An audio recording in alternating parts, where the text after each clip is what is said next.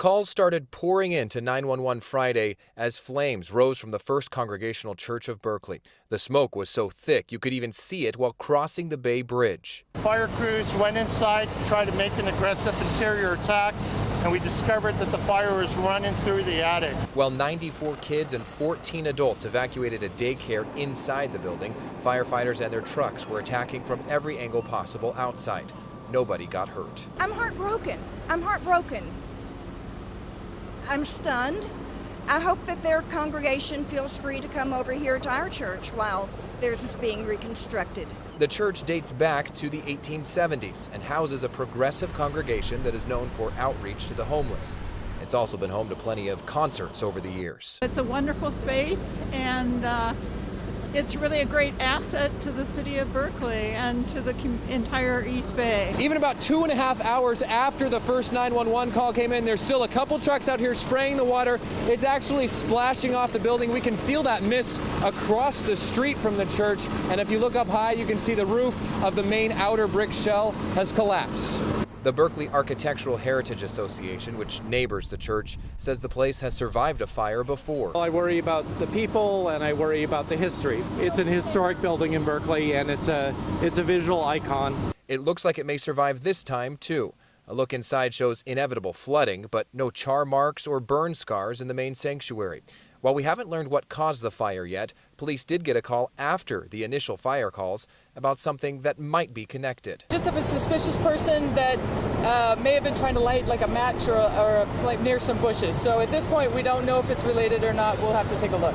Street closures around the church will still be in effect tomorrow, adding to the mess of Cal game day traffic. Times like this, you really find out who your friends are. And we have a lot of friends. We're very grateful for that. Senior Minister Molly Basquette was in San Francisco when she got word that First Congregational Church of Berkeley was on fire. She felt discouragement as she watched the destruction unfold. But as the smoke cleared, several other churches around town offered their buildings as a place for Basquette's congregation to worship.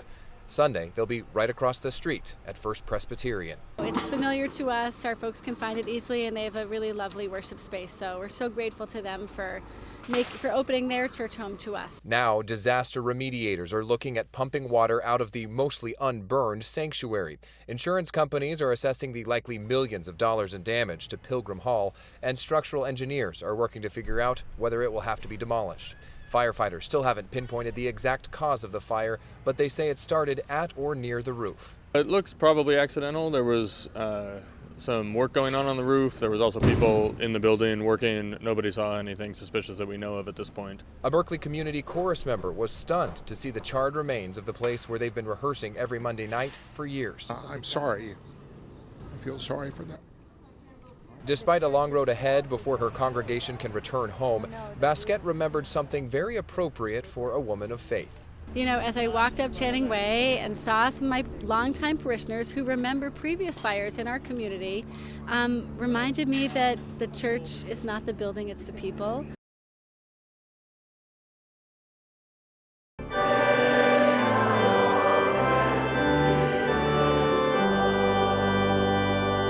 Before parishioners from First Church Berkeley began singing praises to God Sunday, they were heaping praise on their friends. The fact that we have a place to gather and meet is, I know all the congregation is very grateful for that. I had a hunch, I had a gut feeling when the news first broke that we were going to have church on Sunday somewhere, and I had a hunch that it would be at First Pres. Her hunch was right.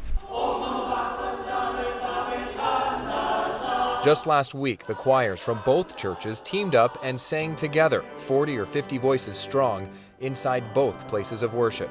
That was just 5 days before this happened. When we heard of the fire, our church was already started relationships with them, and it was easy to offer our home to them. But they went beyond a place to meet and offered a free, freshly made meal, too. Chef Peter Callis was happy to have a bigger crowd than normal for Sunday lunch. I said, come over here. I know you don't have your normal service on Sunday, so we're just opening up our doors, trying to be as hospitable as we can, and just showing up all the welcome and love. During their service, one of the ministers invited children up and gave them reassurance and answered their questions about the fire. We have a building from God. A house not made with hands. But for now, a house offered by Christian brothers and sisters.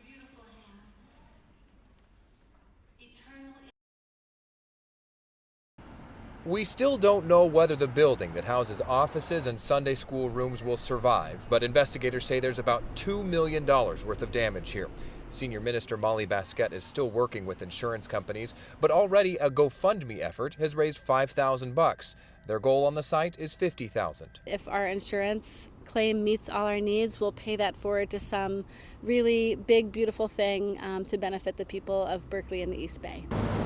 Meanwhile, firefighters think the flame started near a brick chimney, but because there's so much damage, they may never know for sure what exactly caused the fire. I'm a person, like lots of people, who like to know, who like to get to the bottom of things, and so that is a little bit disappointing. But the minister was not disappointed at her congregation's turnout to Sunday's service at neighboring First Presbyterian. More than 350 people showed up. A lot of laughter in that room, tears and laughter, and I think that really bodes well for the future, that we're able to sort of hold out those feelings and still move forward and move on. Church staff is following leads to find nearby office space for rent for the long term. Basquette says the Jewish community might be able to offer a space for her Christian congregation to worship in because a synagogue would be available on Sunday mornings. Consistency is good in a time of grief and uncertainty. Whatever space they end up using for worship and for church offices, they may need for a while. They may not be able to be back in their sanctuary for several months. And as far as the office buildings go, it may be a year, maybe 2 years before they can return to those. In Berkeley, Spencer Blake, KRON 4 News.